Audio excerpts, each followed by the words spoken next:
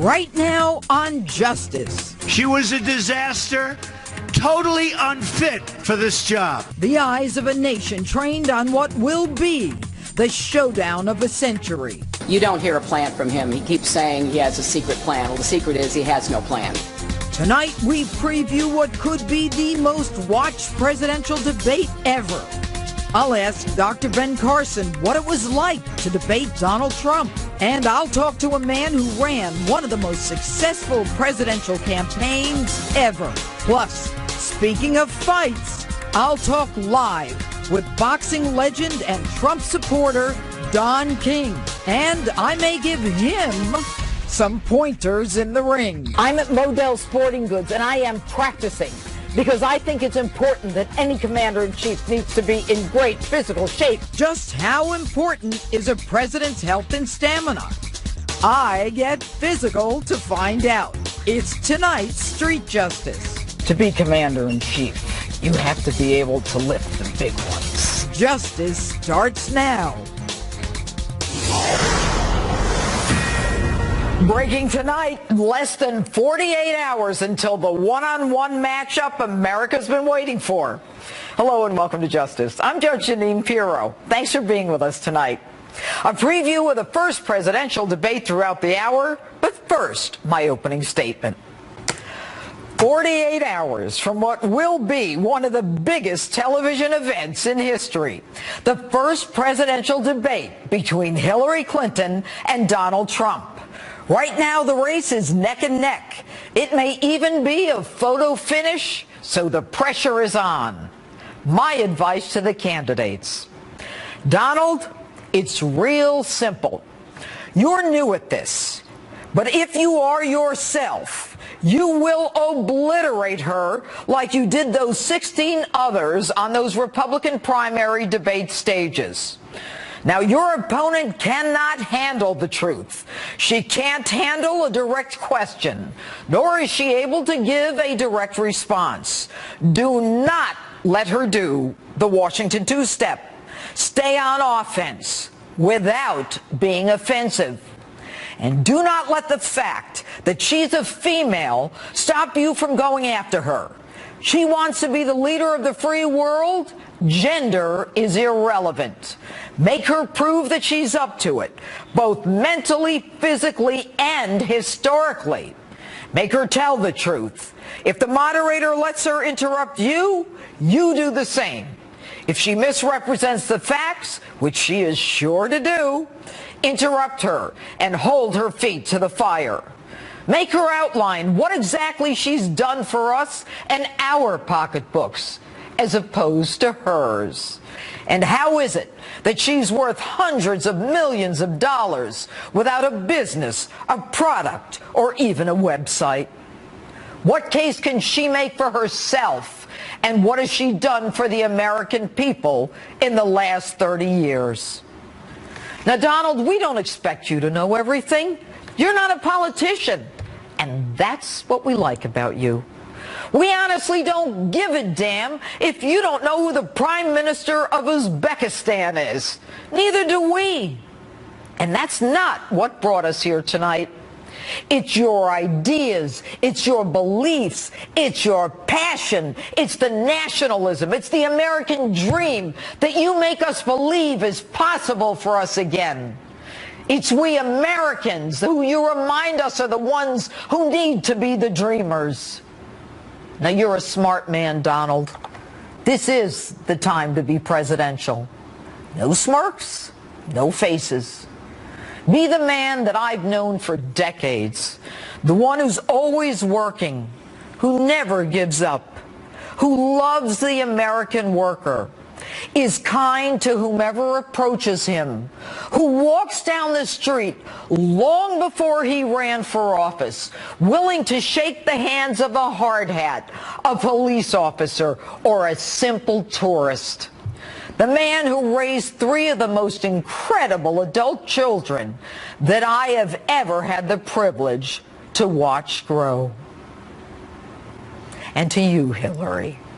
Now, I know you're practicing in front of that mirror with your note cards asking, mirror, mirror on the wall, all? Which Hillary will be the most delectable of them all?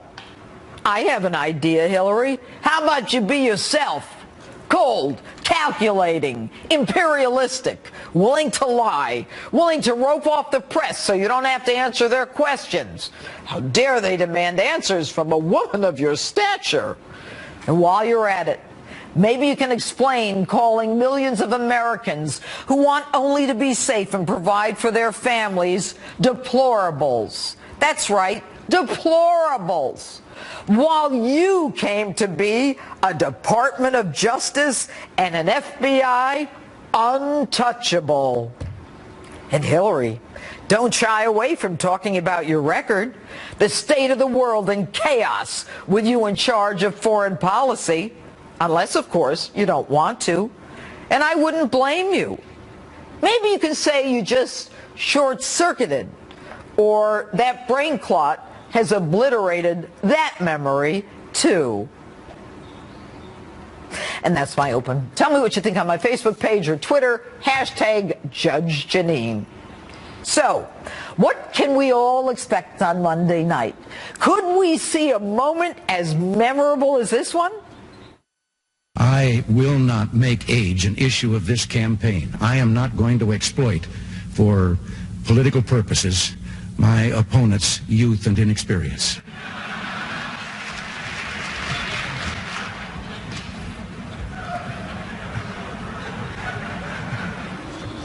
That was 73-year-old Ronald Reagan running for re-election as the oldest president in American history in 1984. The joke Reagan used to address critics about his age that night went down as one of the most famous moments in presidential debate history and reminded Americans what they loved about their president. My next guest is actually the man who ran that historic campaign, a man who knows a thing or two about presidential debates, veteran Republican strategist, chairman of the Great American PAC, a Trump super PAC, and Fox News political analyst, Ed Rollins. And I got to tell you, that is one of the most infamous, memorable lines in politics. Well, Ronald Reagan had a great core of beliefs, and he also had a great ability to deliver lines, and he kind of in his head always practiced lines. He used to write things down. He was a writer. You know, he basically was a better speechwriter than most of the speechwriters, and someone like Peggy Noonan, who we both know, will tell you that everything he touched, he made better. The key thing here, I think, is historically presidents don't do well in the debates because no one speaks harshly to them. They're sort of set on a pedestal. So he stumbled through the first debate. He came back the second debate that had that memorable line and basically knocked it out of the ballpark and won a great re-election. You know what's interesting about this? From the beginning, there were those, including myself, who likened Donald Trump to Ronald Reagan. I mean, there's a certain charisma to them. There is also this certain television prowess that each of them has, the control of the stage, the camera. She doesn't have that. Well, she not only doesn't have that. I mean, I think you gave a great opening there, and obviously that much of that would be perfect for him to give. The thing that I think he has to do is not worry about her. This is about him. He had 14 years on television. He was a big superstar on television. It wasn't the celebrities, it wasn't the apprentices. It was him. Every week, a majority of Americans who watch television, or at least the most Americans, turned on his show, his #1 show for a long time. So he can stand on that stage and basically talk about why he wants to lead this country. What I would argue is that I've worked for 3 presidents. I've worked in 2 White Houses. A president makes decisions. Every single day, a president has 3 or 4 decisions he has to make, and they're in conflict. Transportation wants something, state wants something else. So all the options there's no easy answers. So a president every day has to sit there and make 3 or 4 very tough decisions. So a lot of work goes into it. A lot of arguments take place. He can make decisions. He's lived in an environment in which he's made decisions, tough decisions, for 30 years. I don't think anyone really has a question about that. What I am wondering is how you handle a woman who will talk nonstop, who will filibuster, who will interrupt you. We saw that with the Bernie Sanders debates, and who doesn't answer a question. You just move on. You do your own story. And what I would say about after saying how I can make decisions, she can't. Let's look at the decisions that she made. She talked in her campaign last time about the red phone. Who do you want to answer the phone at 3 o'clock in the morning? Well, 3 o'clock in the morning, the phone did ring. It was Benghazi. And it was our American ambassador and our people who wanted to be rescued.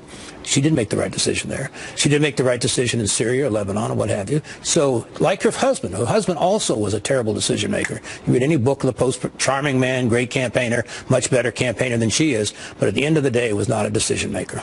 All right. Now, 6 weeks ago, Hillary was ahead. Now they are neck and neck. Absolutely. And the swing states are getting even crazier right now. Does she dance or does she attack him? Oh, I think she attacks him. I think she's wanted this game.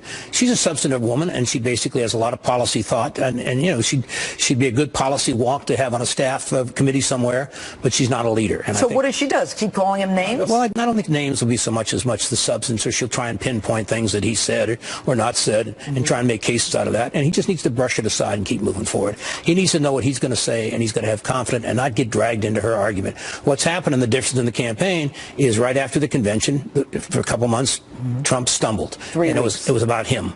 Now it's about her, and you got to keep it about her.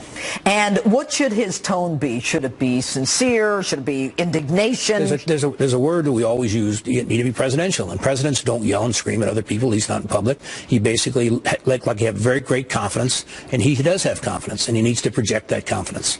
And for her, from her perspective, she needs to show that he's unfit.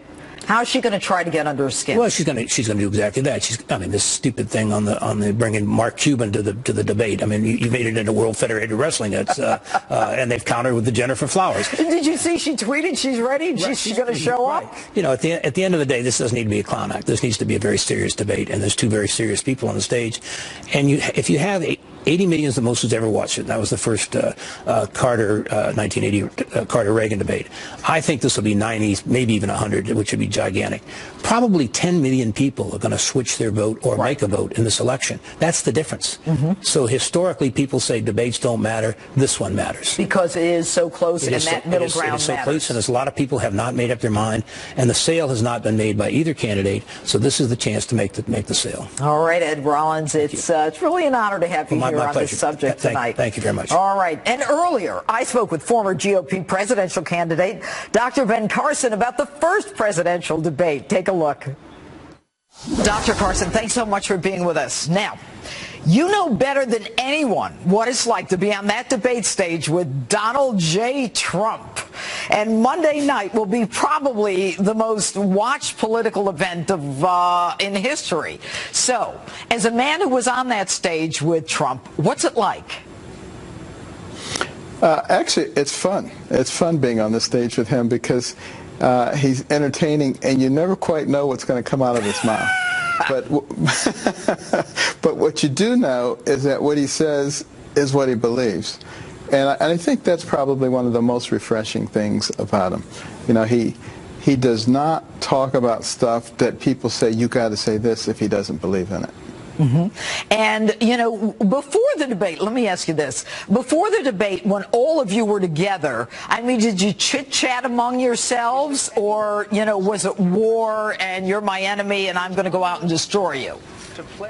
No, everybody was extremely cordial and friendly with each other when we were off stage. There was no question about that. Do you expect that that's the case, that that'll be the case with Hillary and Donald? No, I don't think so, because things have changed, and you know, he remembers, you know, people who are nice to him, people who are not nice to him, and really doesn't do a lot of pretending on that stage. What do you expect to see from Donald in that first debate? I think he's going to be laser focused on the issues. He is extraordinarily cognizant of the fact that there's going to be an attempt to irritate him, to get under his skin, and to get him off track. Because if they can make it about Donald Trump versus the issues, which they don't have a chance when it comes to the issues, that's what they're going to do. He knows that. Everybody's told him that, but also he is a smart individual. And he's able to figure that out for himself. He knows what they're trying to do. Well, you know, you mentioned it yourself. I mean, with Donald Trump, it certainly was entertaining, and he beat out 16 other candidates based on the fact that he knows television, he's entertaining, and he was likable. I mean, people liked him and people related to him.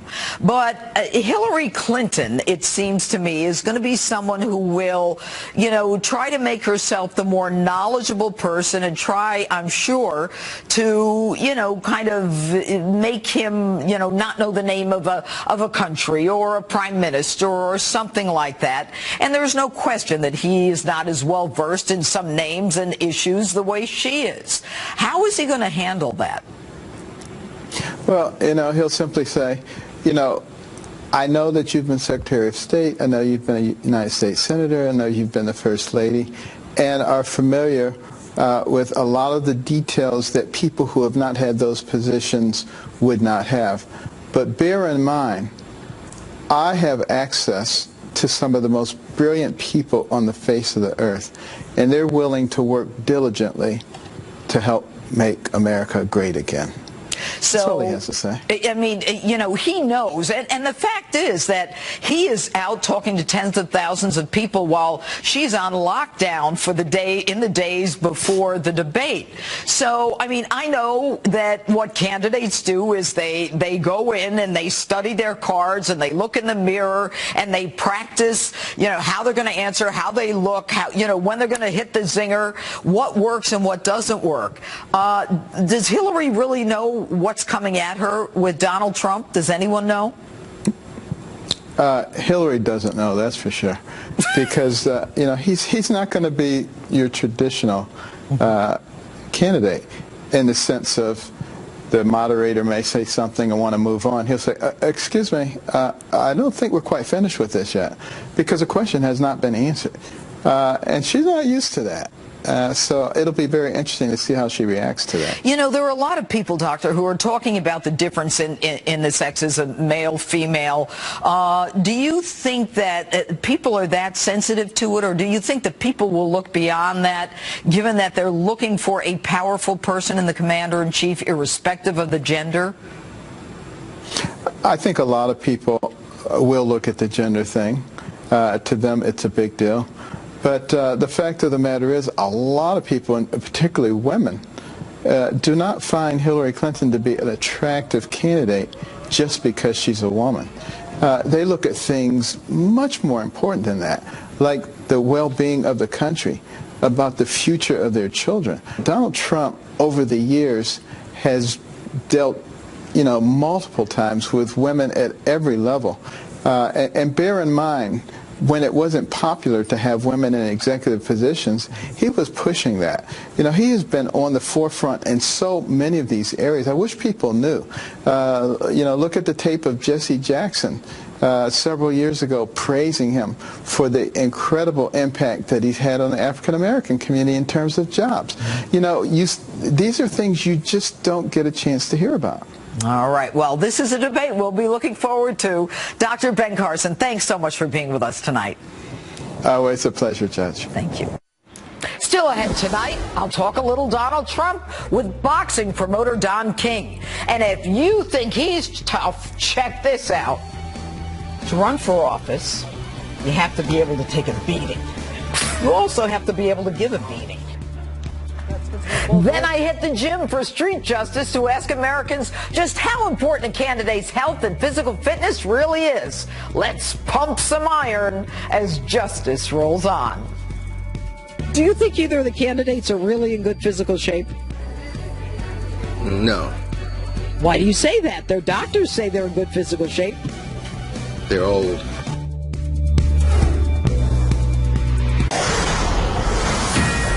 Breaking tonight, police in Charlotte, North Carolina have released the much-anticipated video and still pictures relating to the fatal shooting of an African-American man that touched off the riots in the streets this week. Let's go to Steve Harrigan live in Charlotte with the latest. Steve? Judge, there's been heavy pressure on police for several days to release these videos, and just a short time ago, the Charlotte police did just that. I've got a caution at the start that some people might find some of the images in these videos disturbing. 2 bits of video, one from a body cam worn by an officer not involved directly in the shooting, and the second, more telling, from the dash cam. On that dash cam video, you can actually see Keith Scott coming out of his vehicle, 4 shots being fired. Now, what is key in this is what you don't learn from the video, and we've heard from both sides. We've heard from the chief of police here in Charlotte, as well as attorneys for the family of Scott, both using the same word, inconclusive. The key question, what can you see in Scott's hands? Is he holding a weapon? That is still inconclusive. But police really bowing to pressure. 4 days the protesters shouting, "Show us the tapes." A real concern among many protesters that the police had something to hide. Now they're showing that video. It's out there. As far as the protests themselves, after 2 nights of real heavy violence here in Charlotte, the past 2 nights have been relatively quiet. Demonstrators just about 500 in number the past 2 nights. Better organized, more calm. We're not seeing any destruction of property and very few arrests as they begin to make their way around the city once again this evening. Judge, back to you. Thanks, Steve. And who's going to win the first debate? My political panel is on deck, ready to do battle. And speaking of fighting, boxing promoter Don King is also here to talk Trump. And if he's lucky, I may put the gloves on. Street justice is coming up. Sporting goods, and I am practicing because I think it's important that any commander-in-chief needs to be in great physical shape. And as you will be able to tell, I float like a butterfly and sting like a bee. Come on, toughen up, buddy.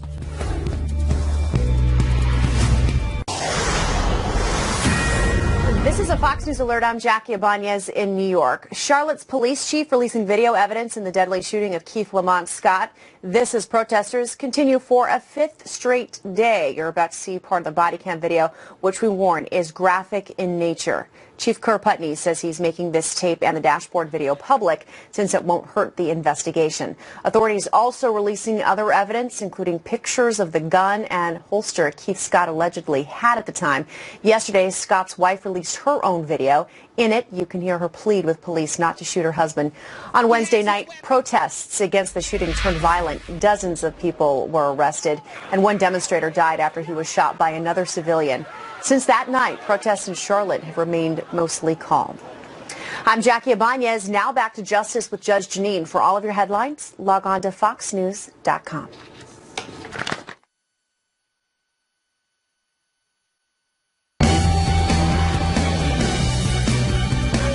A huge week ahead in the battle for the White House. The first pivotal presidential debate that could change everything is less than 48 hours away. So let's get right to it with my political panel, Republican strategist and Fox News contributor Tony Seigan, Democratic strategist and principal at the Dewey Square Group, Marianne Marsh. Okay, guys, Marianne, now, Hillary Clinton has spent the last few months calling Donald Trump names. He's a racist. He's a homophobe. He's a misogynist. He's a xenophobe. He's a hemophobe. He's everything. He's everything but a hemophiliac. Now, is she going to talk policy or is she going to keep calling him names?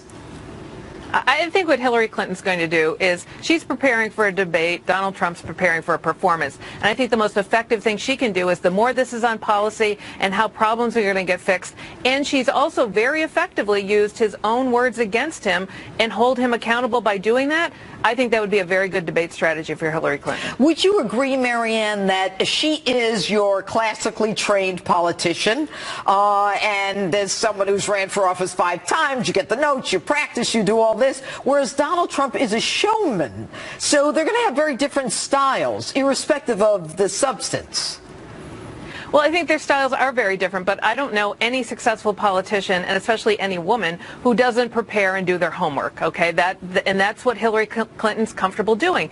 Donald Trump is preparing, I think, much more than his campaign's letting on. I think they're trying to manage expectations there, but he's preparing more for a performance. And I think the more this debate is a performance than a debate, the better for Donald Trump. If this is more about a debate, a real debate, with problems and policies and things you have to be held accountable for, the better for Hillary Clinton. Go ahead, Tony. Judge, we all know that presidential debates are largely performances since the first real one that's ever been covered, the Nixon-Kennedy debate in 1960.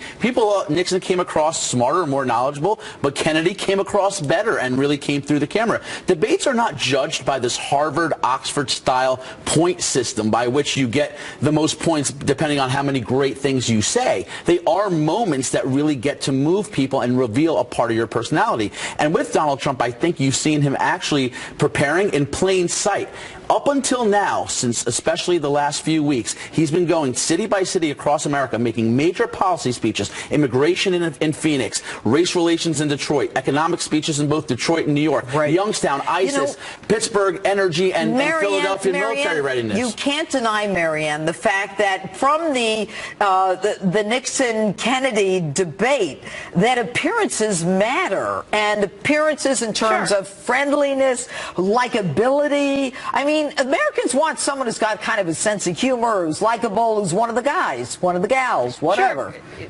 No question about it. I mean, look, voters have to know and like you before they believe and trust you. But both of these candidates have high unfavorability ratings. So they have to connect with the voters. But here's what's different about this debate in particular. There's a very small slice of voters left. This isn't about pumping up the Trump supporters and pumping up the Clinton supporters. It's that small slice of undecided white college-educated women voters we have been talking about. It's about persuading them to move them one way or the other in this debate. And that's what this one's going to do. And last point on this. This debate lasts 13 days. This will define the 13 days after this debate. You hit that second debate, there's only 30 days left in this campaign. So that's going to tell us a lot right there. Well, look, go ahead, Tony. Judge, look, this debate's not happening in a vacuum. Hillary Clinton's had the worst month of her entire campaign. She has to, the burden is on her to change the trajectory of this race, to Marianne's point. Given the fact that she is in such a mess right now, doesn't she need to deliver a knockout punch? And that's the exact point. And in doing so, she also risks and exposes herself to also maybe having an appearance that blows back on her as well. Look, Marianne is corroborating what I've been hearing from Democrats all week. They hate the state of the race right now. They think that she's focused on demonizing Donald Trump. That's not working. They think she has better ideas. They want her to talk about that. But that's not how she's going to be able to knock out Donald Trump. I can't imagine she's going to do that. Is she, Marianne? No, I mean, the fact is, Hillary Clinton still has a stubborn lead in this race. It is a very competitive race. It is within the margin of error race. Lead, but but remember this, Judge. President Obama beat Mitt Romney by 3.9%. That translated into a 323 electoral vote count. There are no big wins anymore, okay? So this is going to be a very narrow, small margin win. And I think what you have to look at in that debate in Monday night, there's no knockout punch. There are moments and there are impressions left, but what really matters is those final undecided voters. Where do they shift? How many of them shift? Marianne, though, wouldn't you agree that since there are such low expectations of Donald Trump, partly due to the fact that Hillary has called him every name in the book, if the guy comes across as half normal, people might like him? Well, his campaign is certainly working hard to keep those expectations low, and the media has certainly helped him. And Hillary Clinton, on the other side, is working really hard to make sure he's not graded against the curve. So that's the expectations game, by both campaigns. I think the expectations are going to be determined by those last final voters who have not yet made up their mind. You heard Ed Rollins at the top of your show.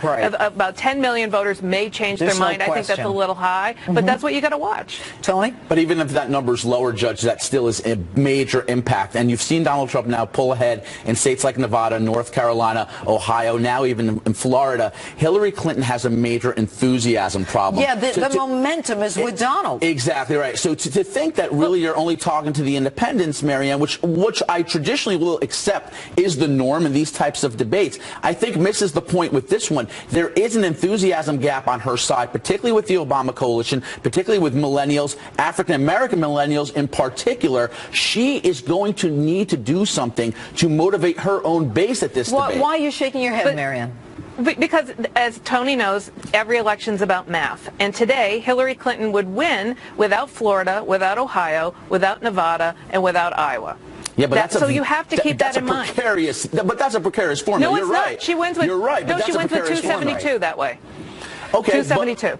But let's suggest that perhaps this debate moves in Donald Trump's favor. But the there are momentum states like Pennsylvania and Michigan. But Marianne, the momentum is going in Donald's direction. That's what's got to be uncomfortable for them. Well, I think we all talked about this, and we talked about it before, that once the conventions got over, I fully expected this race to go back to where it was before the convention. And that's exactly where we are. Now, make no mistake about it, the next 45 days is very important. The debate Monday night will be watched more than anybody, and have any watched ever any debate. So I think there'll be an outsized influence, but again, it only matters not how the Trump people feel or the Clinton people feel, it's how those last college-educated white women voters feel. That we already said. Tony, what does he call her? Judge, I think Donald Trump, to your exact point, has to remain presidential, has to pass. What does he call his opponent? He could call Hillary, her Mrs. Clinton, Madam Secretary. Marianne, what is he supposed to call her? I think he might change it up. He might change it up throughout the whole thing. Marianne, what should he call her? Well, I think whatever he calls her has to be respectful. And I think Hillary, if he is does that anything, respectful? Well, she's called him a racist. Can you call her Hillary?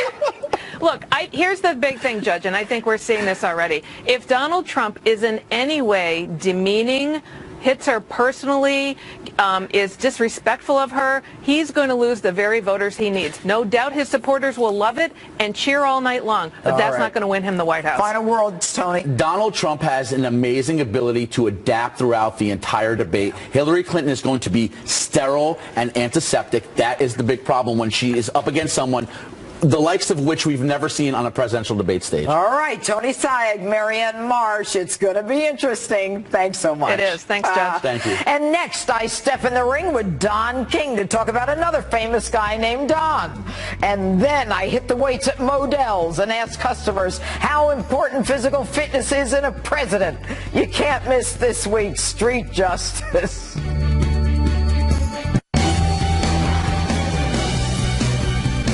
Hillary Clinton does not have the market cornered on celebrity supporters. Joining me now is legendary boxing promoter and Trump supporter, Don King. Good evening, Don. Judge, I want you to know that injustice anywhere is a threat to justice everywhere. And you are justice, and I'm just honored to be on your show. Well, I am just honored to have you on. But first question, what happened to your hair? What'd you do with all of it? Well, my hair, you know, little spider on the wall, ain't got no hair at all, ain't got no comb to comb his hair, so what do we care? He ain't got no hair. I gotta tell you, I remember you with the big, big hair. Okay, Don King, it is a pleasure to have you on the show. Let me ask you this. 6 weeks ago, Hillary Clinton was ahead. Now they're neck and neck.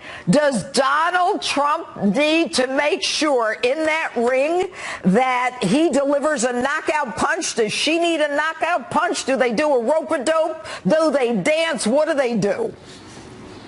Well, first of all, Donald Trump has resonated with the people because the people are rejecting the form of government. They haven't rejected a form of government like this since the founding fathers in the 13 colonies separated from England, because they call it tyranny, you know, and tyranny is taxation without representation, no voice or representation in the legislation that you ought to obey the laws and abide by. So therefore, that is tyranny. Well, this type of form of rejection of the form of government is now taking place in America. The people are rejecting the lying politicians, the unkept promises, lie, promises, and then apologize. Lie, promise, and then apologize. The people have been fed up. Donald Trump would not be on this ticket. It is not, if the people didn't want him. This is the will of the people. The politicians don't want him. The establishment don't want him. The Republicans didn't want him. The Democrats didn't want him. The will of the American people is why Donald Trump is standing there now, and he will be the next president of the United States. This is what you must understand. The system considers the white woman inferior and own property. The system considers black people inferior and own property. So therefore, we are the left outs. And he's a non-politician. He's a businessman that's going to make America great again. And so the people are looking and finding and searching for someone to help us and to lead us out of this quagmire of corruption. Don, when you say that the system has left out people of color, we have an African-American president. You believe that he has left out people of color? No, that is not the point. What he is a principle. I love Obama. I think he's good. But listen, let me tell you what. When they say keep you in your place, the government shut down on Obama, rather than give him the respect, they reduced his term from 8 years to 7 years. They wouldn't even hear his nomination for the Supreme Court. They could have heard it. They had enough people in that, a Republican, that could have rejected it. They didn't give him that courtesy. Then the representatives came up. Why so you are race have to look relations at that. so bad in this country right now? Because of the system.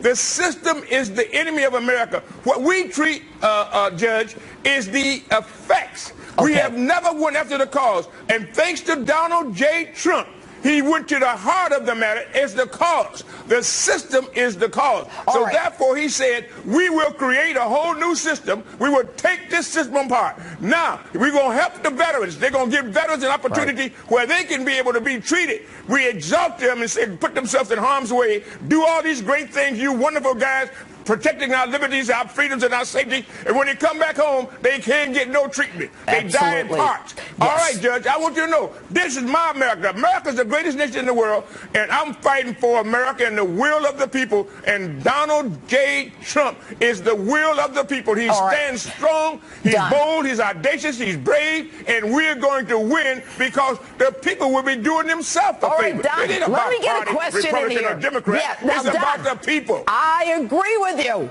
Now, how long have you known Donald Trump? Many, many years, over 3 decades. I know his daddy too, Fred. Fred is smiling on us right now. He knows the time has come, Jeanine. It's going to be a revolution. When you are dealing with hypocrisy and a whole climate of lies, to tell the truth is revolutionary. Donald J. Trump tells the truth. He is honest. And so he is not a politician. He's becoming a politician, but he's a leader, and he's successful. He has the drive. He has the heart, and he's going to make America great again. Don, can I ask you, I write my own opens. You could write an open. It sounds just like me. Let me ask you a question. Are you going to be at Hofstra at that debate Monday night? Absolutely. If you speak Espanol, absolutamente. If you speak anything else, German, If you speak Russian, you know what? What are you I have a heavyweight title fight, the biggest fight of my life, the battle for liberty. And what did that mean? The cause is liberty. The goal is freedom. We want freedom in our country. We want what Barbara Jordan said many years ago. It's very simple what this country, give the people what they want. Give the people what America promised. So what we want to do is, I got a heavyweight title fight that I will bring Vladimir Putin, President Putin, and President Trump. They're going to be sitting at ringside, side by side. I'll see you Monday. Street Justice is next.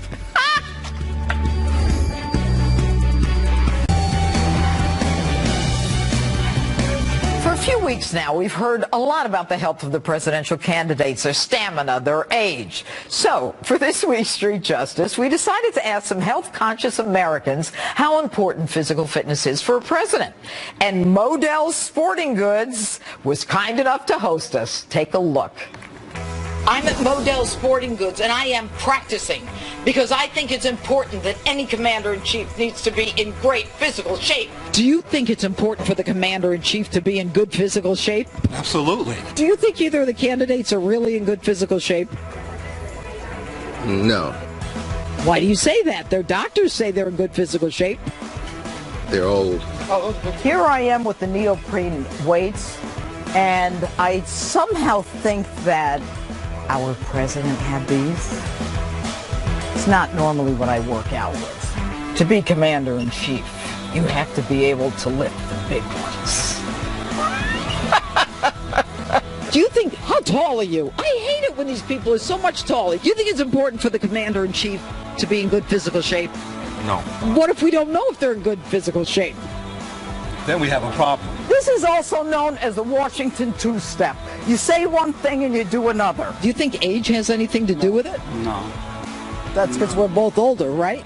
And this is known as the Washington kettlebell, where you knock your opponent out and hopefully they still stay alive, you don't kill them. They're old and they just sit on their fat heinies and don't do anything. No, that's not true. We've been watching them. They're running around like crazy. I mean, she falls now and then, but he's running around. Did she pass out? She did. I think she slipped and fell.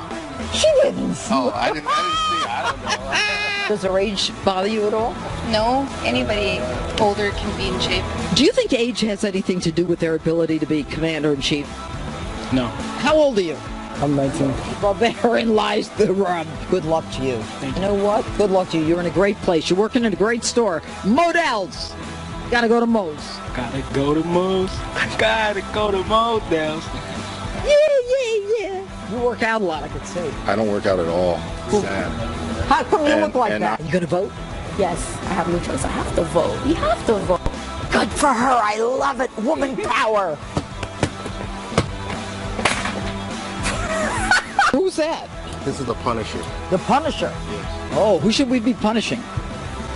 Trump. If Hillary and Donald get in a ring, who wins? Hillary. I think Trump. Hillary. Knockout.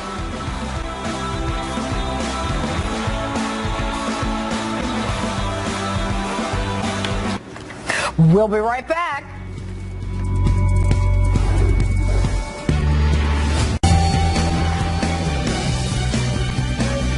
And a reminder, we've been talking about it for the whole hour. It's the television event you've been waiting for. Donald Trump versus Hillary Clinton in the first presidential debate of election 2016. You cannot miss it. So don't. Tune into Fox News Channel on Monday. We will be live with coverage all day, up to and including the showdown at 9 p.m. Eastern. And after the debate, tune into Sean Hannity's show, and you'll get to see his panel of experts, including me. It's Monday, all day and all night, right here on Fox. Thanks so much for watching. Greg Gutfeld is next. See you next week. Monday night, actually.